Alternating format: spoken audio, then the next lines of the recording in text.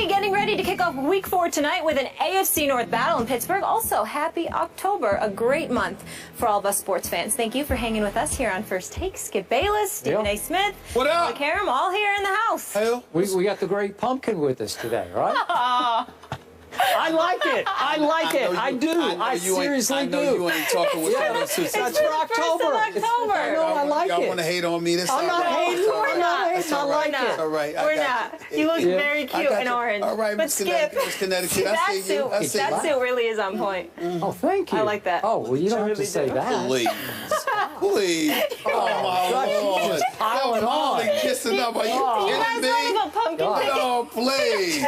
Please, you got to be crazy. Get some apple cider. Let's go. Let's go. Haunted house. It's gonna be one of those days coming up. We got to Blue get Jays. serious. Yes.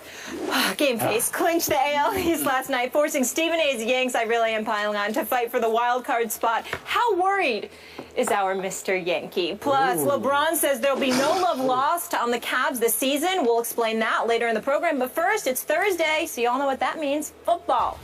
AFC North rivals face off in Pittsburgh. We know they'll both be fired up for this one. The winless Ravens take on the 2-1 Steelers. Now, with Ben Roethlisberger out 4 to 6 weeks with a knee injury, Michael Vick will get the nod for the Steelers, who last year ranked last in total QBR, completion percentage, and yards per attempt. On the other side, take a look at how Big Ben has fared against the Ravens, 11-7 compared to other Steelers quarterbacks, 1-6. No bueno.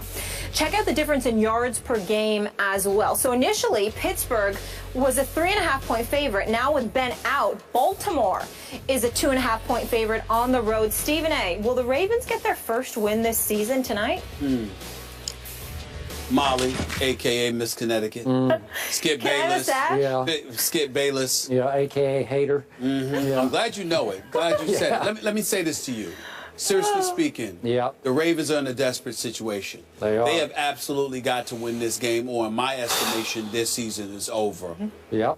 I believe the Ravens will lose this game. I think the Pittsburgh Steelers are going to win this game. When I think about the Ravens, Skip Bayless, there are two things that really jump out at me. Where is Justin Forsett? He has not been running the football effectively at all after having a breakout season last year in the aftermath of the whole Ray Rice fiasco. I don't know if he's feeling himself or the offensive line isn't protecting him, but they must be doing something right because Joe Flacco is passing the football relatively well. I think that when you look at the problems in Baltimore's offense, it's twofold. One is that they don't seem to have any kind of a running game whatsoever. And two is because Steve Smith Sr. seems to be the only individual that they could throw the football to. So the absence of weapons at the receiver spot combined with the absence of a running game has really neutralized them to some degree. Didn't stop them from putting up 30 on the Oakland Raiders, of course. And it didn't stop them from coming back and taking the lead against Cincinnati because they got so much heart. But nevertheless, something was clearly missing. Something is clearly missing. And then when I remember also, the other thing that we get just on the offensive side of the ball, on the defensive side of the ball, once upon a time, we were raving about the Ravens secondary, okay? We were raving about them. And then you looked at them against and how they opened the season against Denver. That's one of the things that escalated the question marks about Peyton Manning. And yet you see these guys, the past 2 weeks, they've given up 723 yards passing and 6 touchdown passes. It's the last 2 weeks.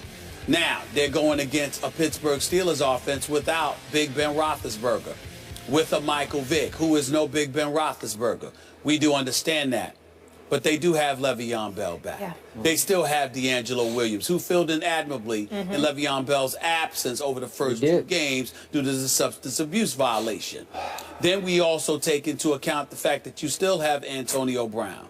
You still have Marcus Wheaton. You still have a Heath Shuler, okay? So all of those requisite weapons that you have at your disposal, the only thing that gives me cause other than Big Ben being out is that Pouncey is out as well, so protection may be an issue for the Pittsburgh Steelers. But then I remember that Terrell Suggs got injured, and he's out for the year. And McPhee got moved away, and he left for Chicago. So the combination of those 2 premier pass rushers for the Ravens, who are no longer in the lineup, combining that with the Ravens' secondary issues because guys like A.J. Green seem to do what they want, when they want it, how they want it. I think it's a lot for the Ravens to overcome. If this game were in Baltimore, I would say that the Ravens would have the edge, despite everything that I said, because the adrenaline and the momentum from that home crowd, combined with Michael Vick being on the road, I think would be too much for them to overcome. But because it's in Pittsburgh, I'm going to pick just as much heart as it is head, and I'm going to roll with the Steelers to win tonight's game. I think it'll be close, like 20-19 until until the fourth quarter arrives, and then I think the Steelers will pull away and they'll win something along the lines of 32-19. 32. I'm writing that down. 32-19. I cannot disagree with one point that you made, except for your conclusion. I'm going to go with the Ravens tonight, but I think you'll be able to appreciate how my emotions are mixed by the two quarterbacks. Sure. Michael Vick is one of the great redemption stories in the history of professional sports. Without question. I don't want to walk back through all of it. You know, obviously, I'm a dog lover. I don't forget, but I definitely have forgiven Michael Vick. And I throw that out there just because what he has done to rehabilitate not only his image, but just his whole being, the way he carries himself, which I find 100% authentic and genuine, is it is up there with some of the greatest things I've seen off the field in all my time covering sports. So I have become, and I know the dog lovers are going to say, how can you say this? But I've become a Michael Vick fan. That would be because he's become a good man. He has become a good man. And I get that. My heart tells me his heart is in the right place. Even about dogs, it's in the right place. And I also believe in Mike Tomlin because I believe Mike Tomlin wouldn't bring him on unless he was a good man. All right. He is now facing a quarterback I have often criticized on this show. I have called Joe Flacco many times Joe Fluco on this show because when you least expect it, talk about QBRs, he'll throw you one of those 0.3 QBRs. When you least expect it, he can be Fluco.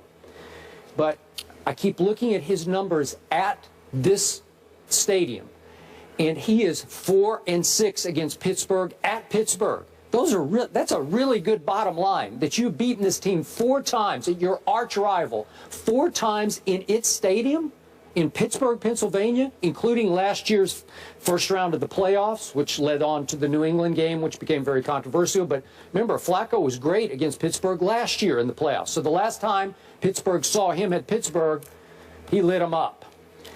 I think he's going to do it again tonight. I think he just has Pittsburgh's number at Pittsburgh.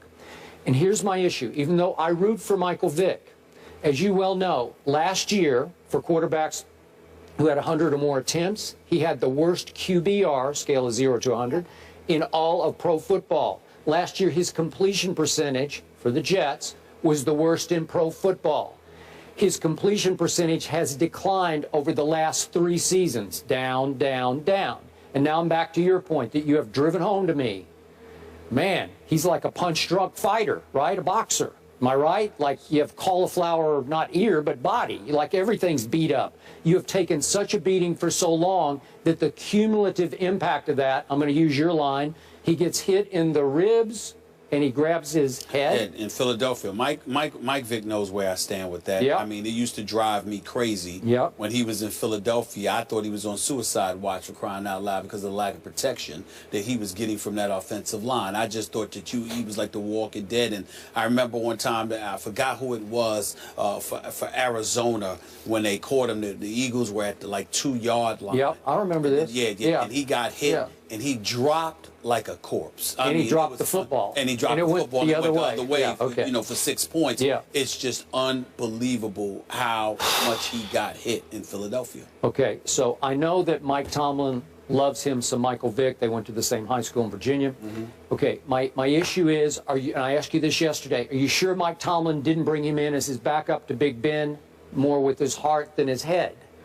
Maybe, because now you're thrown into a short week prep situation to throw Michael Vick into the fire of an offense that we all agree has lots of weapons, except the quarterback he's replacing plays completely differently than Michael Vick plays. So you're going to just change horses in midstream, so to speak? Really? Those are good points. I can't argue with any of your points either. But let me ask you this question, and this is a legit, serious question. I really want to know what your thoughts are about this.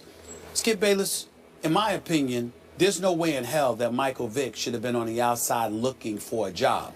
A starting job is one thing, but a backup job in this league, I know at least 10 starters that he could be in the NFL ahead of. Let me ask you this question. When you look at Michael Vick, regardless of your questions, how much of that is about what you're saying in terms of cauliflower, taking hits, in terms of his lack of production? How much is it about that, or how much is it about you, not emotionally, but internally just asking yourself the question, wait a minute, why didn't anybody pick him up? Maybe there's something really, really missing here. How much of it is that? Because I think that if he had come in a Steelers camp from the beginning of the training camp, and that's just where he landed, I'm not sure if any of us would have the questions to this degree that we have now. It's the fact that nobody seemed to want to touch him that really resonates with me. What do you think about that?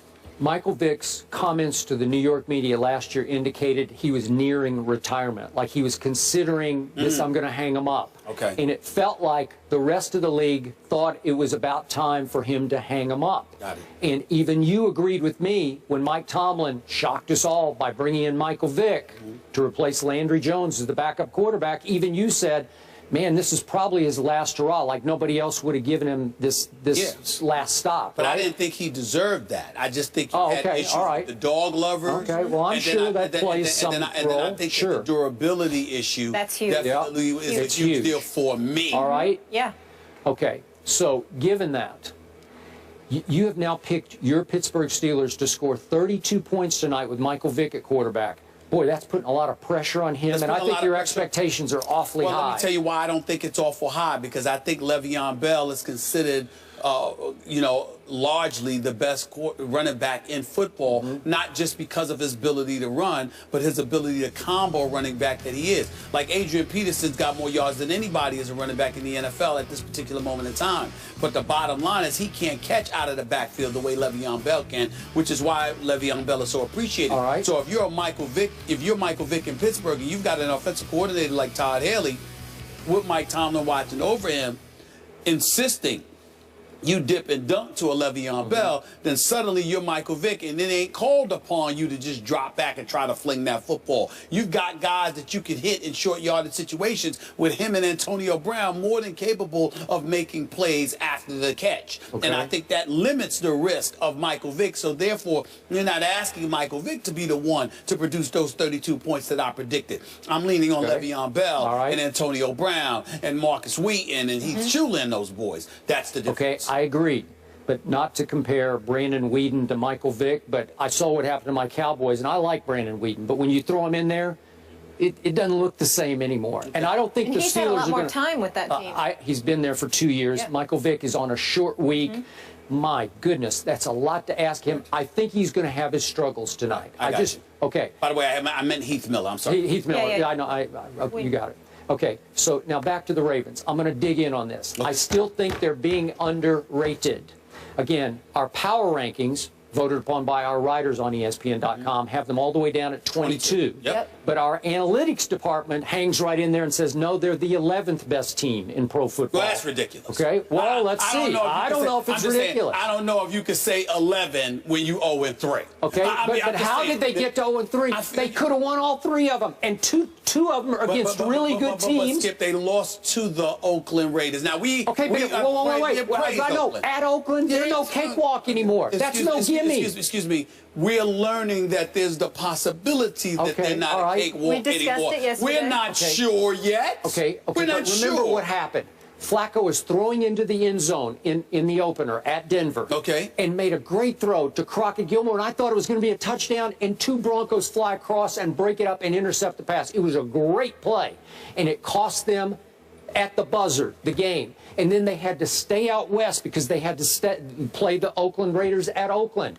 And they lost Terrell Suggs. Okay, I keep saying Terrell Suggs. Yep. Okay, they lose him in the fourth quarter, late in the game against Peyton Manning. Yeah, and it was so the now, game at the time. Oh, okay, there's a little hangover going on, and then they're ahead of the Oakland Raiders, and they give up a late touchdown You mean pass. the Bengals. No, You no, mean last week? no. I'm talking about the Raiders Okay, when they had to stay out west. Right. They're ahead of them, and it took a late touchdown pass by Derek Carr out of the blue to beat them 37-33. I don't want to hear anything about staying out west. What the hell were they in? The Motel 6? I'm sure they were chilling. They were in the Ritz-Carlton or whatever. They didn't get to go home. Mandarin out there. Okay, how often does that happen during an NFL season? I understand. Rarely. I understand Rarely. it's foreign, but that's like giving the Jets or the Dolphins an excuse that London, they got to fly to London. How often do you do that? Right. So whoever goes out there, somebody got to win. Come on now. I can't use that Justin as an excuse. Forsett is being underrated. He will have a good game tonight. He'll have a better game than he's had because he had no game. He was fantastic last year. I know he was I don't get why he's not winning. And you know what?